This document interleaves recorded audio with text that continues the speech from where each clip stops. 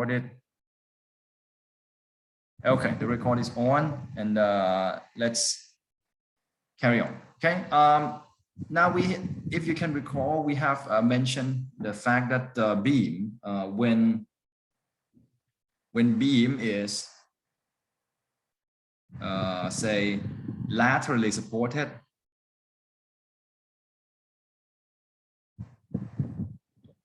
you're going to have two issues in terms of flexure. That is the local buckling, right? And before you get to the nominal moment, which is nominal moment. Is this too small? Nominal moment, which is MP. If you have the local buckling issue, the local buckling may prevent you from reaching MP. Okay, but let's say if you don't have local buckling, your beam will always reach MP because it is laterally supported. Okay, now of course you have this is flexure, right? You have another issue with the local and the nominal shear.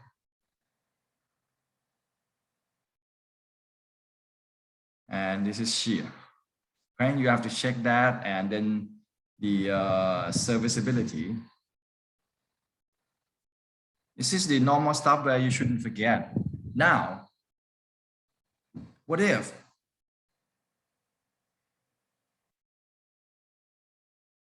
beam is not laterally supported?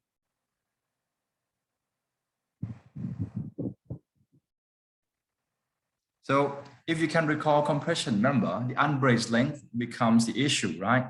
And the longer the unbraced length becomes, the less critical buckling stress in compression member you are going to have.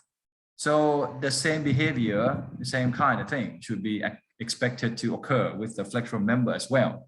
However, please remember that the type of the load we are dealing with here is different. That's because in flexural members, you are dealing with the load that is perpendicular to the principal axis of the member. Okay, so that means you're going to have to take the different route and try to find the, try to understand and explain the behavior of the flexural member when it is not laterally supported. Okay, so now here we are. When your beam is not laterally supported, of course, it is going to lose stability just like compression member. And the theory, they are trying to look for the moment, the critical moment that will cause buckling. And of course, if things are developed theoretically, it is the elastic buckling that we can deal with. Okay, so the question is, what moment? In my hand didn't work very well this morning. What moment that that will cause the beam to lose stability? Okay, that's the question. But now they're trying to set up mathematical expression to solve for this critical moment. So of course, we have to understand how the beam is going to deform or displace, right? When under the load that will create the flexure, your beam will move to the side, okay? And let's say we are considering this beam under the unbraced length. Again, as usual, when you have the flexural member, remember that if this is your beam like this,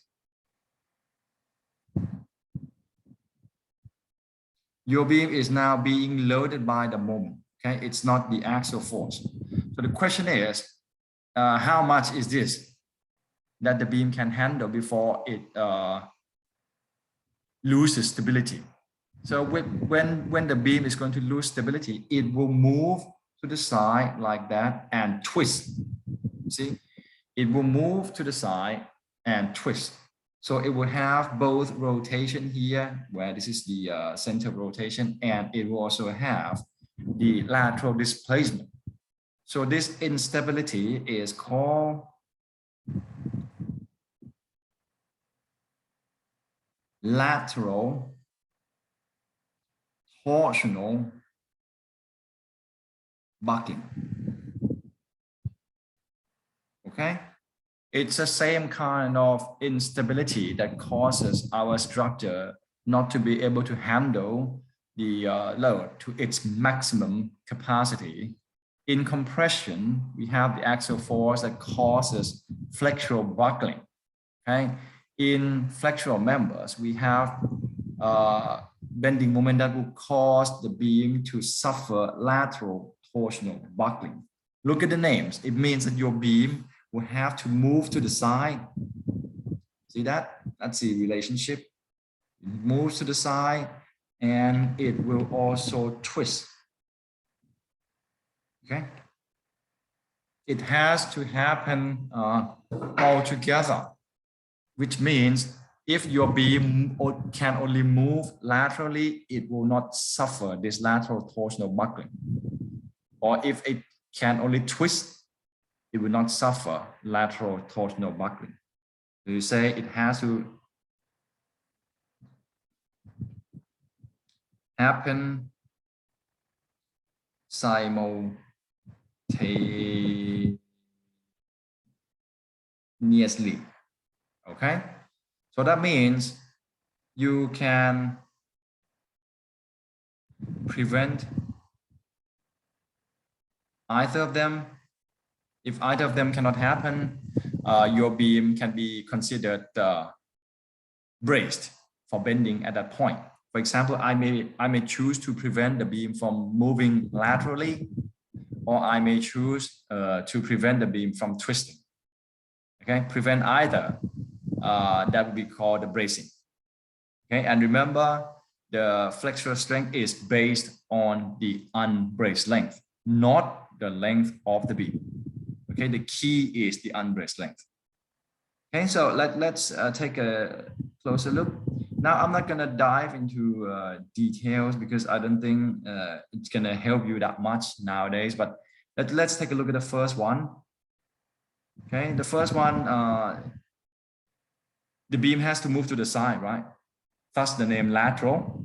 So we are dealing with the displacement in the horizontal direction, in this direction. So that means we have to have the property somewhat related to the moment of inertia in y direction, in y axis rather, because the movement here is in this.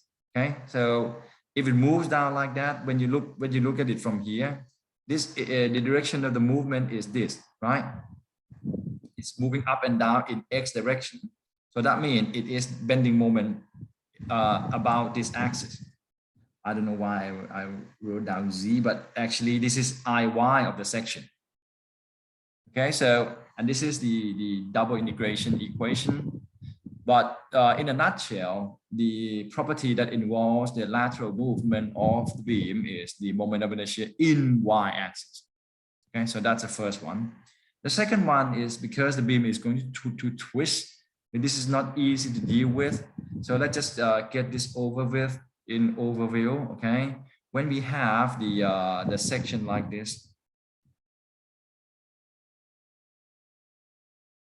there are principally two kinds of torsion. The first one is called pure torsional. Pure torsion. The pure torsion will occur in plane like this. So the properties involve the shear modulus, because torsion is some kind of shear, right? When you twist the section, you can tear the section apart in plane direction. So this involves the torsional constant J. Another one is called warping, not warping, it's warping. Okay, when you look at the section like this,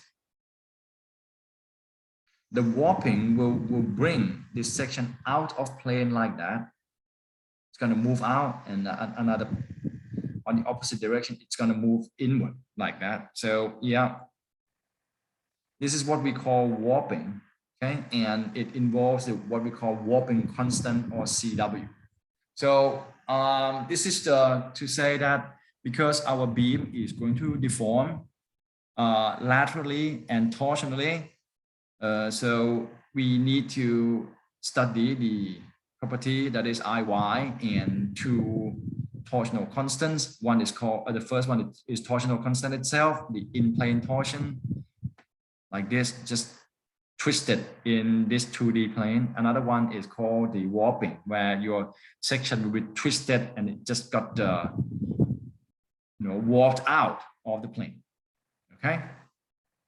So with that in mind, I have a quick example to show you how to calculate J and CW, but keep in mind that for hot roll sections,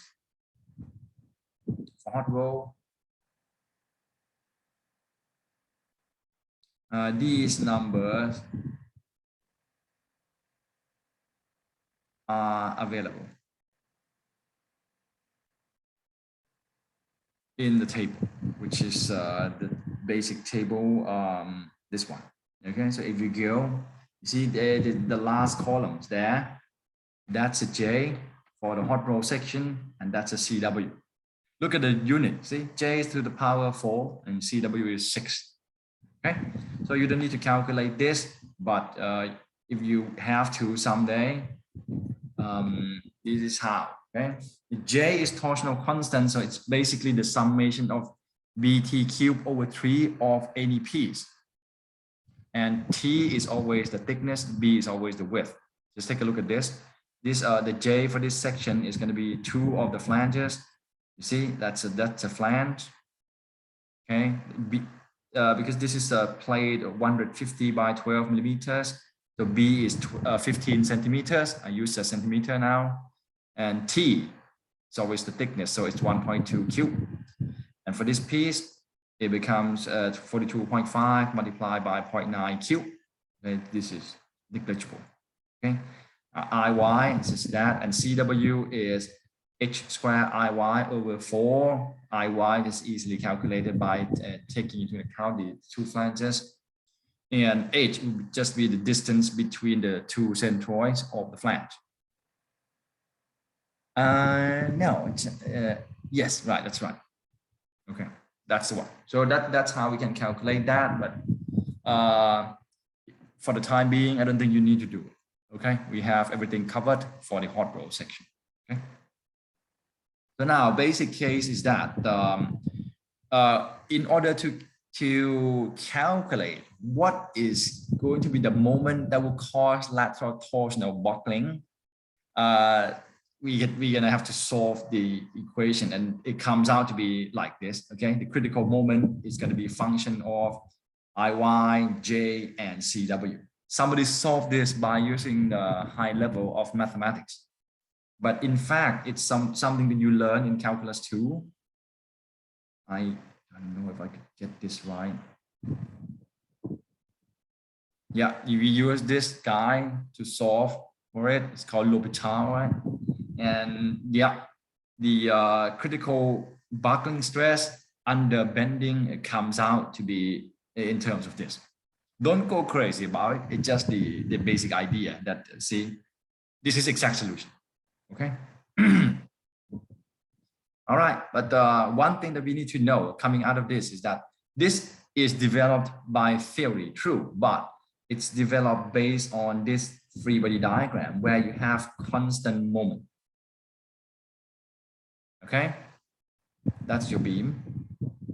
But the basic case like this, if I ask you to draw a bending moment diagram, can you? Many would just go, what the heck is this? There's no shear, right? So your bending moment diagram is like this. Oh, I can't draw a straight line. I can just do that, right? Okay. This is your bending moment diagram. Right? It's constant moment. But in the real world, when you have a beam like this, for example, point load, your bending moment diagram looks like that, right? And or even the uniform load, your bending moment diagram looks like that. Okay, which means that any case that you have the bending moment diagram that is not as smooth and constant as this, your beam should be more difficult to buckle because your moment is not constant. And when your moment is not constant, what we the handsome word that we use to explain it is called gradient. Right? So I struggle to understand the meaning of the word gradient. In fact, it would mean that, you know, something that changes the value, that's all. Okay, so I'd say any bending moment, you know, would be a gradient one, would have a gradient because it always changes the value. And because this critical buckling stress under bending has been developed based on the constant moment like this, when we are trying to take this into the real design, we must account for the fact that, in fact, you never have the constant moment. Okay, and this will make the beam quite considerably more difficult to buckle. So this is, for the first time, a bending moment like this will become your helping hand. Okay, so here it is. We need to understand that other cases will provide you the bending moment diagram that is not a constant like the one that they use to develop that formula. So we're gonna have to understand how to take the gradient of the moment into the account. Introducing the factor called CB. CB is what AIC used to reflect the fact that you don't have the constant bending moment diagram in your on your unbraced length. So first and foremost, you have to understand that the CB is the calculation to reflect moment gradient on unbraced length. Okay, so that means this is CB. You have to consider the CB on each unbraced length. So let's say if your beam is like this, whatever the load that you have, and then you have two brace points like this, it means your beam is going to have LB1, unbraced length number 1, unbraced length number 2, and then unbraced length number 3.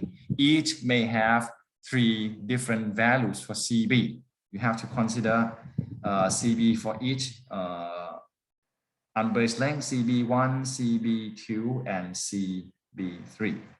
Okay, so now on one particular unbraced length, we look at the bending moment diagram and we divide the bending moment diagram in that unbraced length into 4 equal portions, 4 equal parts. Okay, and MA is going to be the value of the moment at a quarter point. See, LB over 4. MB is going to be the value at the half point, and MC is going to be moment at 3/4. Okay. Now, the formula that they use is this one. Okay. So now we know that MA is the moment at a quarter point, MB is half span of the unbraced length, and MC is 3/4. And M max is just M max, the maximum value. It doesn't have to be either of them. It could be anywhere. For example, if my moment diagram looks like this, okay, my maximum moment could be here. That could be my M max. It doesn't have to be either one of them. All right. And one more thing, we only use the absolute value, means you don't have to account for, okay, this is negative moment, that is positive moment. Just use all the positive values. Okay. One more thing that you should notice for this formula is that if you look closely, if we have the bending moment diagram that is constant like that, it means everything is equal, right? So you can say this will cancel out. See, on top we have 12.5, and at the bottom for the denominator we have 3, 4, 3, that's 10, and 2.5, that's 12.5. So when you have the bending moment diagram that is constant like that, the CB will automatically be equal to 1. So that would also mean that most of the time, CB will always be greater than 1. See that? So you can say CB is always greater than 1.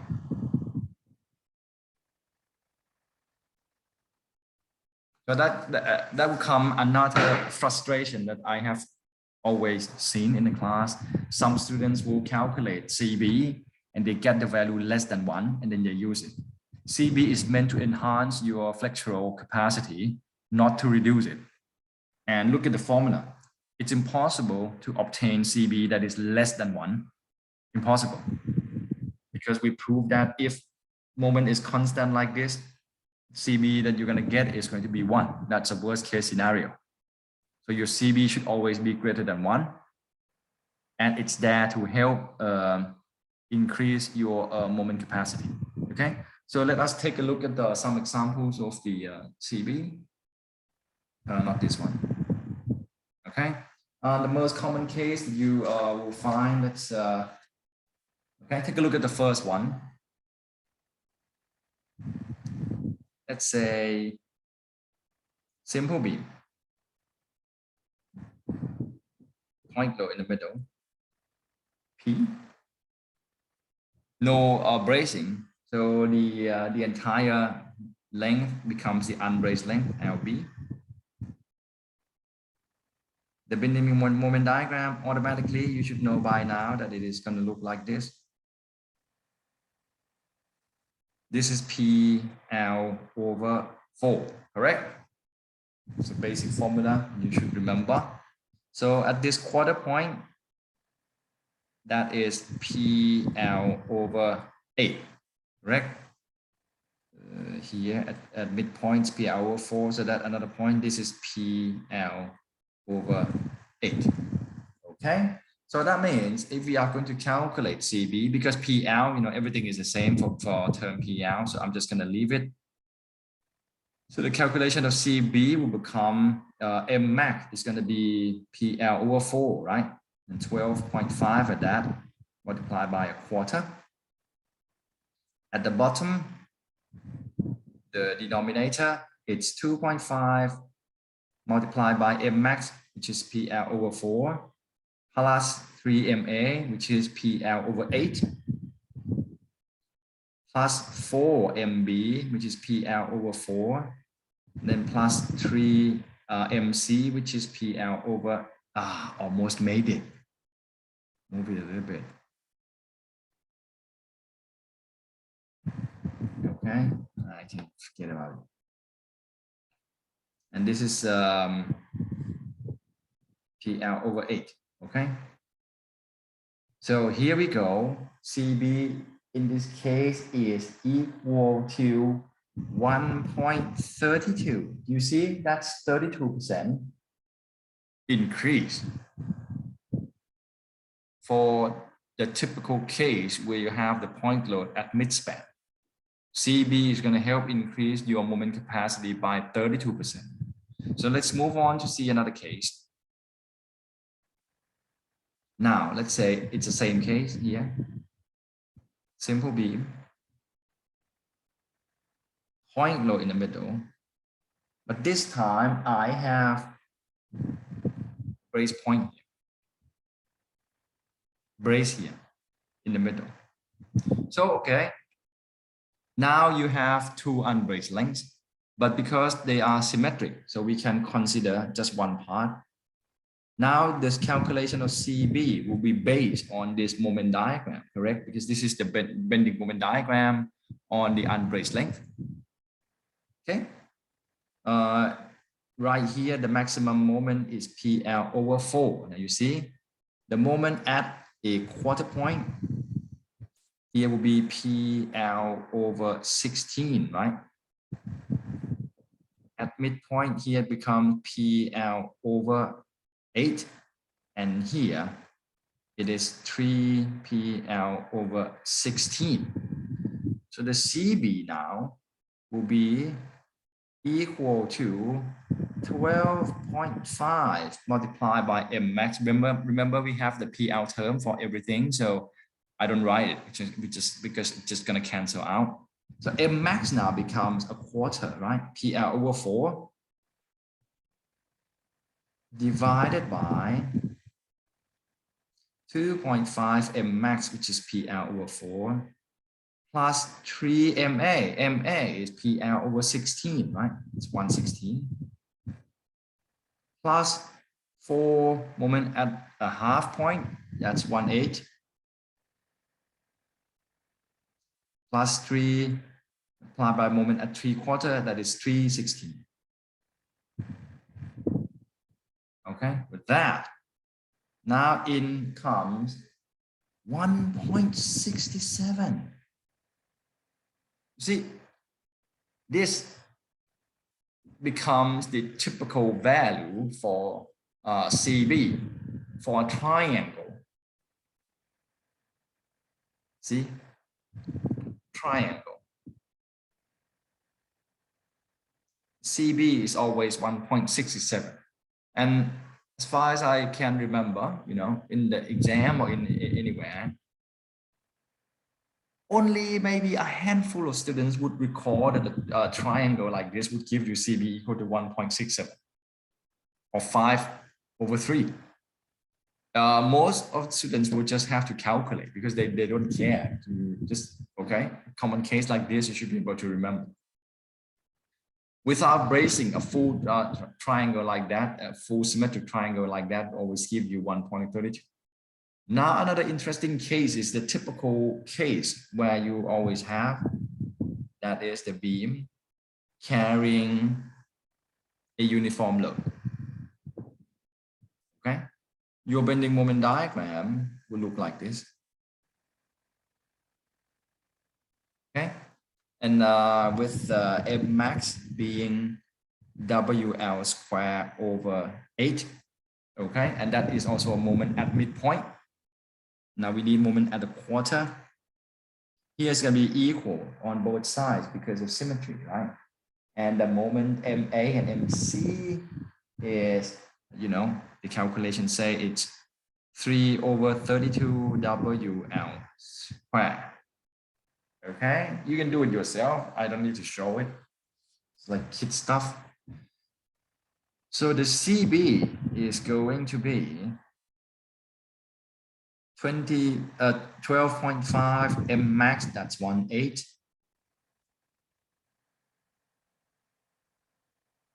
And 2.5 M max, that's also 1/8.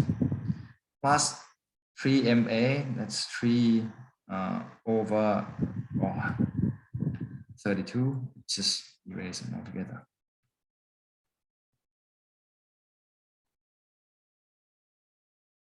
Plus 418, because that's M max is just MB, and then plus 332 here. Kind of long. Let me. That's a good thing about this good notes. Okay, you can always move things, right? That is 1.14. Another very useful number. Let's see. So a simple beam, you know, without any bracing, carrying a uniform load, considering that the gradient of bending moment diagram, you at least get 14% increase. Okay, so if you can recall, there are beams in your project that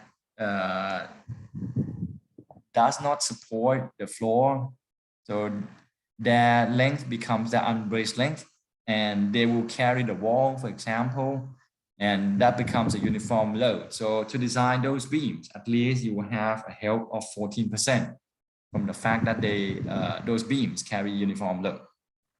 Okay, so this is a very important stuff. And, I have the design experience on this. I use CB all the time to help increase my moment where, say, inexperienced engineers or engineers who do not understand the behavior of steel beams would refuse to use it. Now, I usually have a case like this, and I use CVE equal to 1.67. Guess what? The building still stands now. So, yeah, you should use it. Okay, so is there any question regarding this?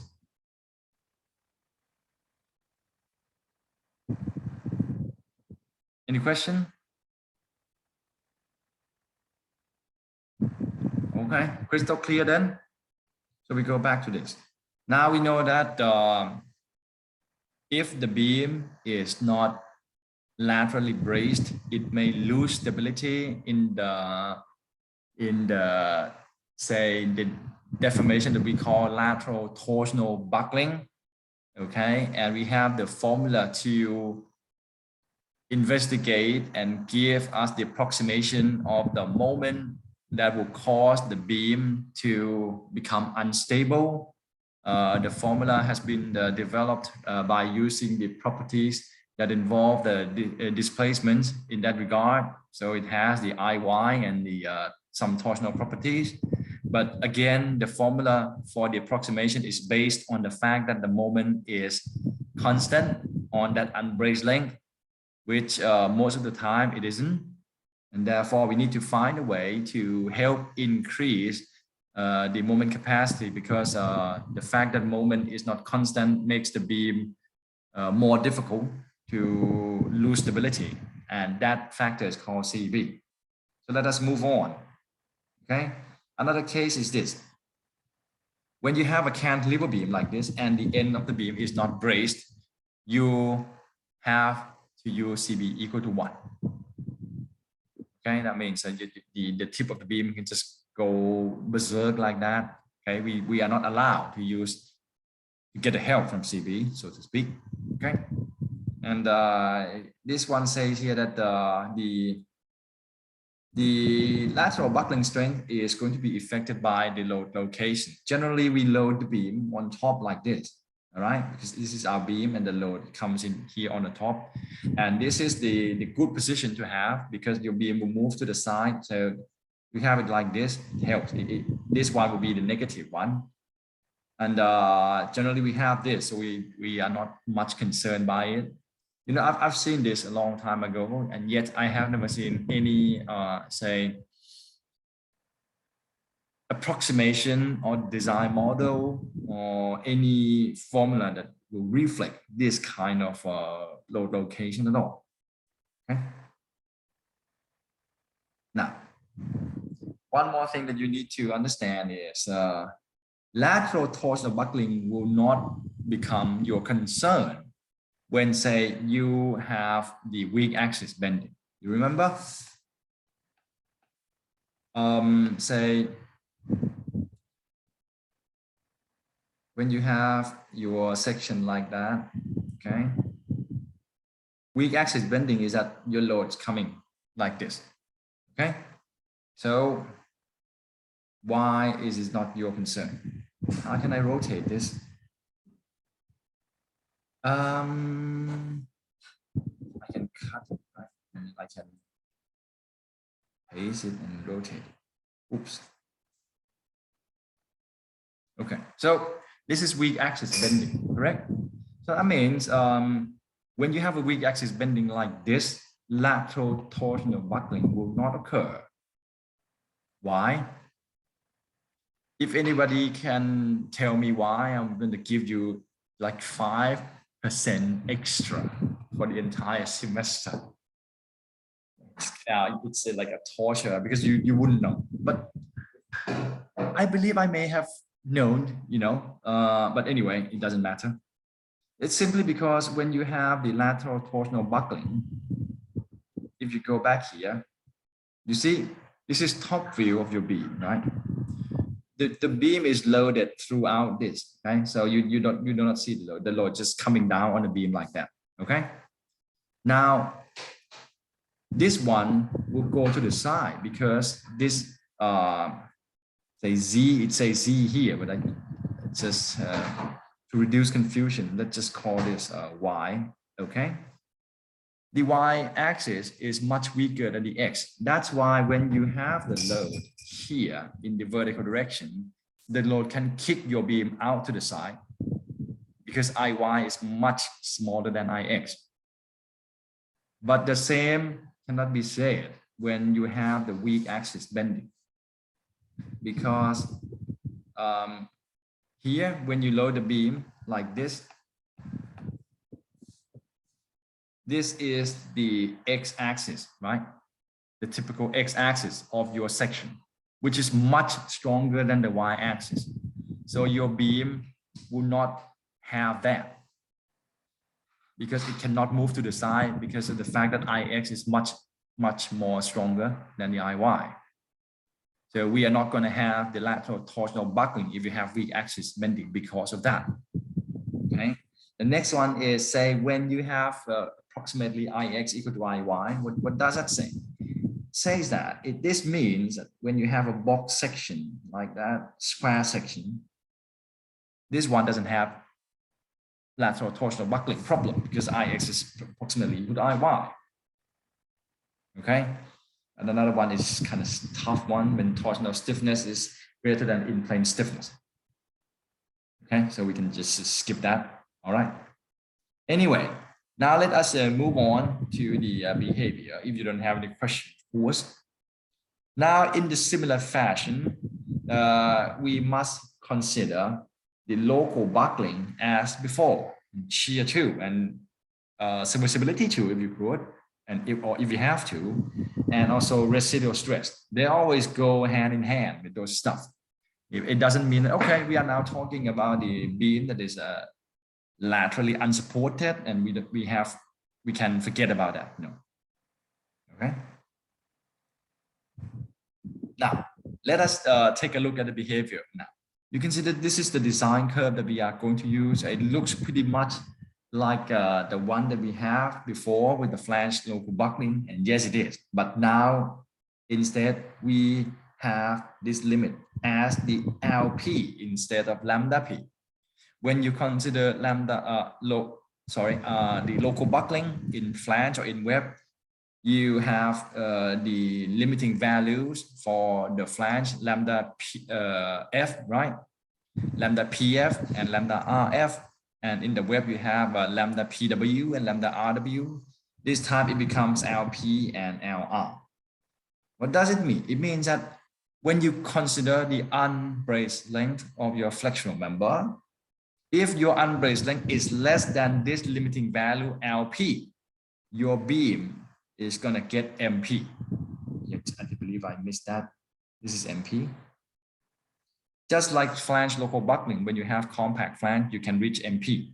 So now, remember, we are going to have to consider the unbraced length now.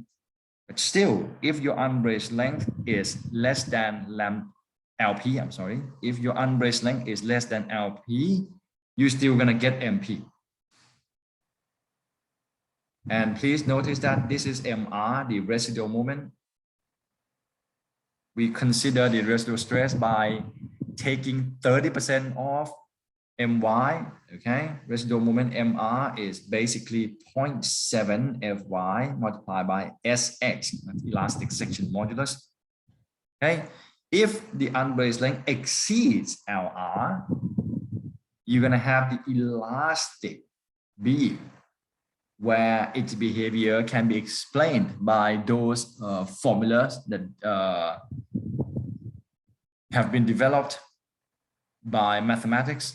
Okay. Now, when the unbraced length falls into something in between LP and LR, this is just the inelastic behavior that connects the plastic and elastic behavior. So plastic is true. You reach MP. Elastic is also true. That's buckling. The behavior, the approximation, the formula has been developed based on mathematics. Now we are left with just one region in the middle where we just connect them with a straight line. Okay, so essentially this design curve looks identical to what we have in flange local buckling, except we now have CV. Okay. Remember very carefully that the CB reflects the fact that you may not have constant moment diagram. So CB will come to say reflect. Okay. Moment diagram.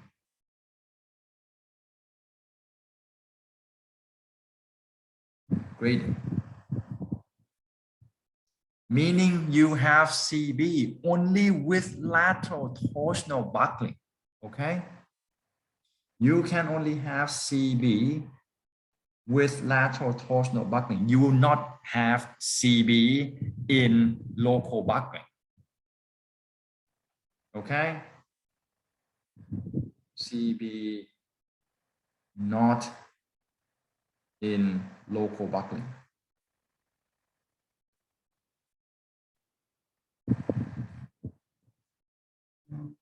Okay. It will only help in lateral torsional buckling.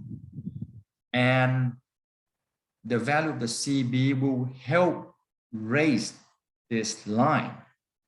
What should I use? Okay. So this is your normal design curve. Multiplied by CB, this line will go up. How far can go up? No matter how much you have, you can never exceed MP, okay? MP is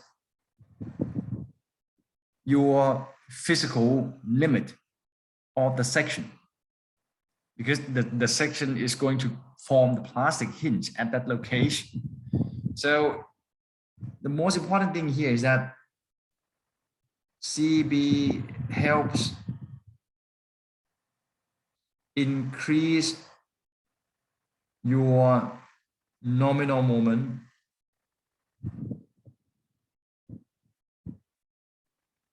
but not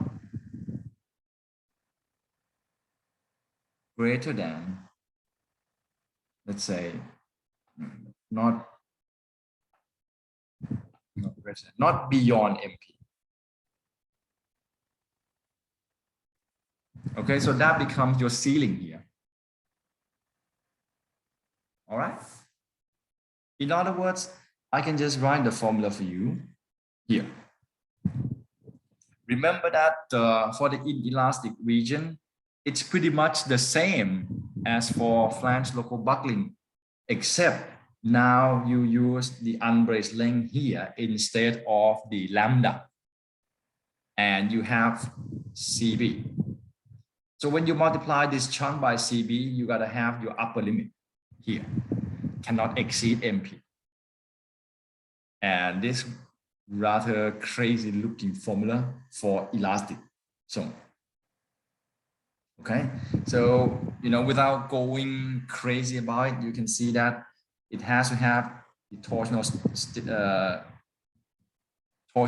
say property somewhere. That's a J, H naught.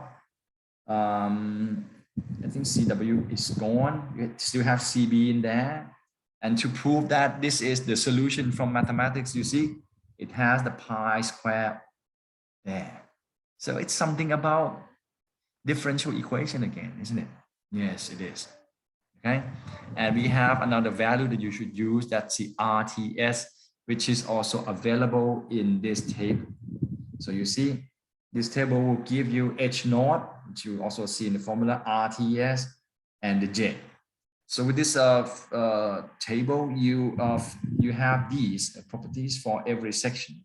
So that means even though this formula may look a little bit crazy to you, you're just going to have to determine your unbraced length, because RTS is available in the table. SX2, H naught, J, and yeah, that's it.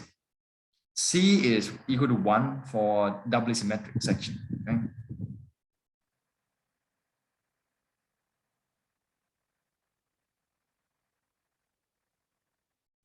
Okay, these are the formulas. And again, one more thing we need to be aware of is that these are the formulas when your web is compact. But we all know that all the webs of the hot roll section available in the market are compact. So you are essentially using this one design model. Okay, and I have a summary for all those formulas list. LP can be calculated by using this. LI is in fact you set the moment equal to from that crazy formula equal to MR, and then solve for LR, and you get this. But I have done the job for you. I have calculated this easy formula for you, and the LR is made available too. Okay.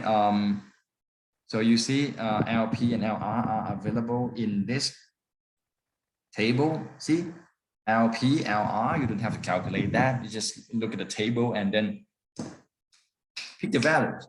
See how simple that is for your life?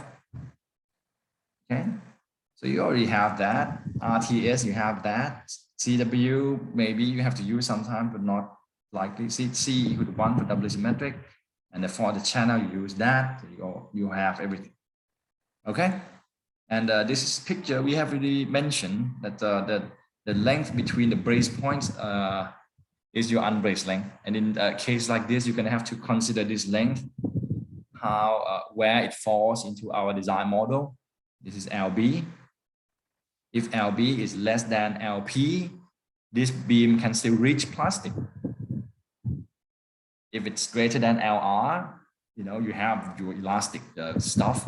And if it falls to something in between, it becomes inelastic. Okay, so that ends the lecture very nicely.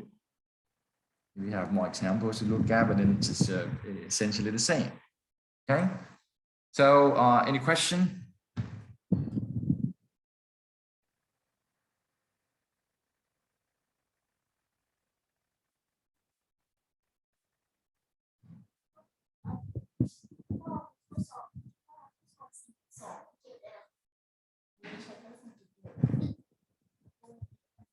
Okay, I'm going to pause the record.